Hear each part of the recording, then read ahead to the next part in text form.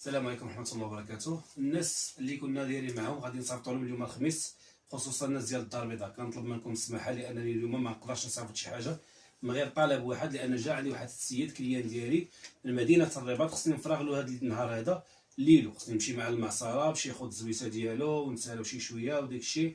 ما يمكنش ان انسان جاي عندك من الرباط وتسمح فيه، خصوصا هو داير معايا الموعد. فلهذا انا غادي نسمح دابا اليوم في كل شيء. وسمحوا لي الناس ديال الدار البيضاء غدا ان شاء الله، منهم السي ابراهيم المقيم بهولندا، منهم السي عبد الرحيم، منهم بزاف ديال الناس. غدا ان شاء الله انا معكم. عندي دابا الاخوان طالب واحد ديال الفطومه هو اللي غادي نصيفطوا له، عندها 35 تبارك الله ما شاء الله ديال زيت البكر. هي هذه ما شاء الله، هيا اللهم بارك. غنصيفط غير هذا الطلب هذا وصافي. وعندها هي هذه 35 زيت البكر، وعندها تبارك الله ما شاء الله هذا ريحان على حسابي، وازير على حسابي، والزعتر حتى هو على حسابي. وعندنا هذا الجيترو ديال البريه الاخوان، هذا غادي نصيفطو انايا، غادي نصيفطو ان شاء الله الرحمن الرحيم. عبد الله قال لي خصو يقيس الزيت ديال البري، مدينه ساله، مدينه الرباط عفوا.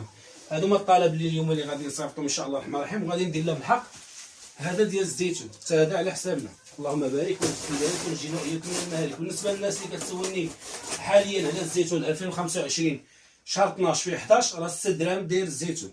شحال كيعطي في روندمون؟ كيعطي 12 13 14، اكثر من 14. كل واحد ورزقه. هادشي اللي كاين. السلام عليكم ورحمه الله وبركاته.